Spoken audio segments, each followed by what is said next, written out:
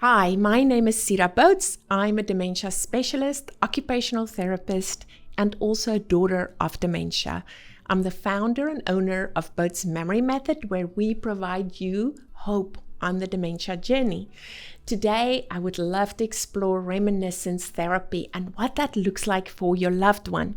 Chris Hemsworth is a big name out there, and I so admire his passion for Alzheimer's awareness and his advocacy, as his dad recently was diagnosed with Alzheimer's. His grandfather also passed away with Alzheimer's. It's interesting, it's his maternal grandfather passed away with Alzheimer's, and then of course his dad was diagnosed with Alzheimer's, and then Chris Hemsworth himself lives with both the APOE genes, which puts him at a high risk for Alzheimer's. And recently he released an episode on Disney, and it's called A Road Trip to Remember. It's literally a road trip, a reminiscence trip with his dad to improve his dad's brain health. Very interesting episode. Go check it out on Disney Plus, and also look at his other episodes, Limitless. I think there's couple seasons now where he explores aging and brain health. So he's a great advocate, and that brought the reminiscence therapy to the forefront, definitely magnified reminiscence therapy. So I wanted to take opportunity for the audience and kind of explain what reminiscence therapy is, what it looks like, and how you can incorporate it. Now, Chris Hemsworth took it to the extreme by recreating his childhood home and take his dad back on a road trip into their past and reminiscing on all the memories that they had as teenagers, I believe it was, in that childhood home.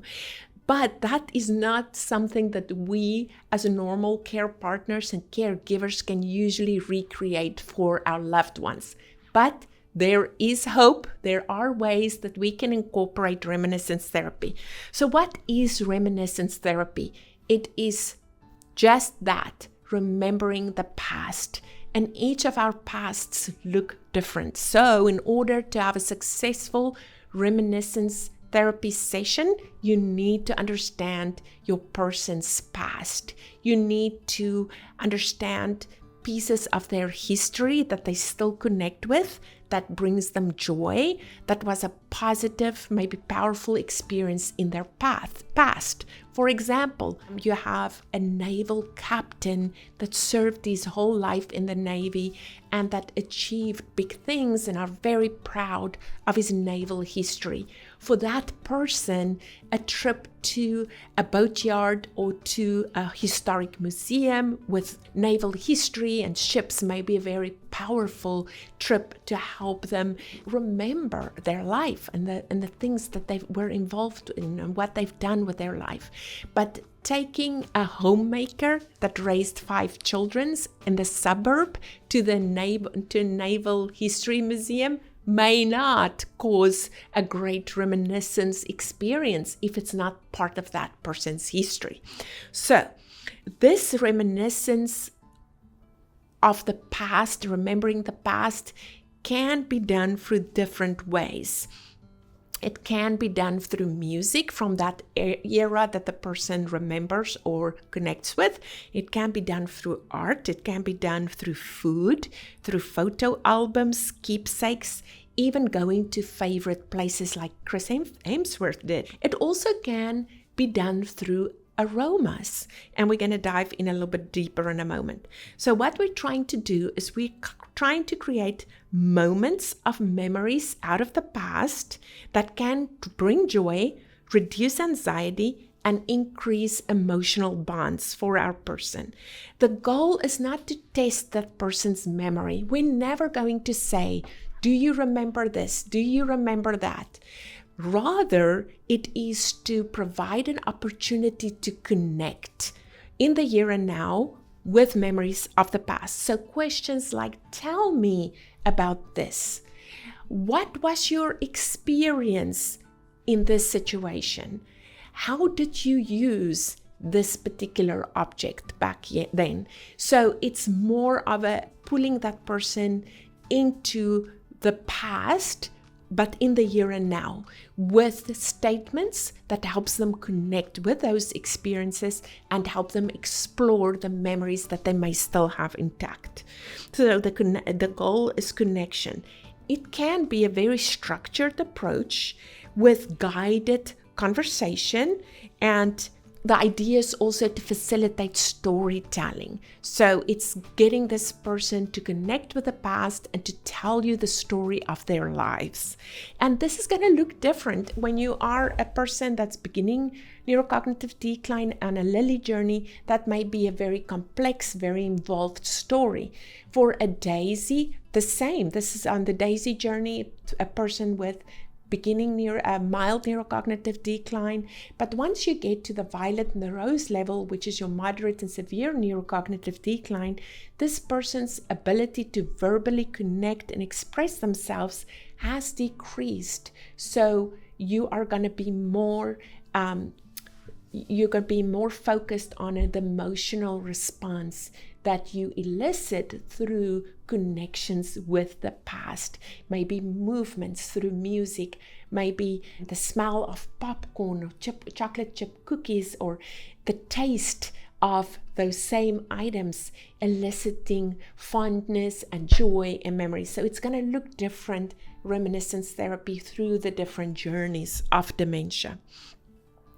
So what we're trying to do is we're trying to support well-being, identity, and dignity by allowing this person to go back to that time where they had purpose and meaning, and they had choices, and they were successful, and they had value in their environment. So those experiences, that reminiscence, strengthens the neural connections, it improves their mood, and that's what we're aiming at, improving the mood and then strengthening the social bond between that person, their family members, friends, or even care staff. So the sensory prompts that we use during reminiscence therapy are the following. It's visual prompts, so that can be photos, movies, even objects like old time cameras. Maybe you have a family member on this dementia journey that is a seamstress like my mom. Maybe she will connect with a very old-fashioned sewing machine like the one my grandmother had. So you have to think about the life that your person had, the highlights of their life, and the type of tools and objects that they used during that time. And that may help them to reminisce about that time of their lives. Auditory examples are music, different types of music that person may connect with, and that can be expressed in movement and dance if they were dancers. Or sounds. Maybe it's somebody that worked on the railway, and the sound of a locomotive may bring them back into that era. Maybe they worked in a factory. Maybe they worked outside in nature. Maybe they worked on a farm where they heard the sounds of cows, chickens. So sounds can be a powerful reminiscent tool.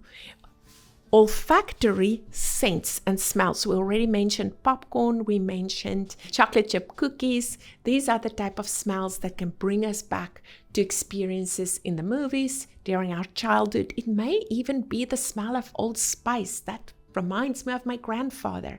The smell of rose perfume brings me back to my grandmother's bedroom. So there are different smells that can connect with us at a deep emotional level that brings us back to a time in our life, and that's where the reminiscence come in.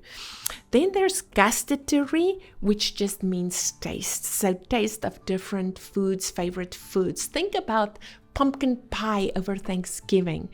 Think about pumpkin spice latte these days that's only offered a certain time of the year. This is how tastes can anchor us in memories of the season, and that's a powerful way to recreate and bring somebody back to a time where they had value and a time that they joyfully connect with, which will then strengthen those neural pathways.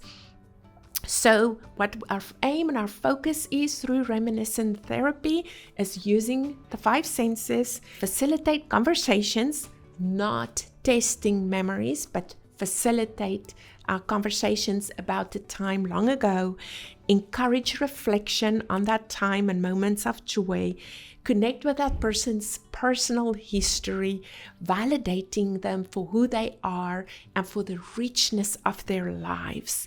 So reminiscence therapy can be a very powerful tool and should be used because it is going to strengthen your bond with your person living with dementia.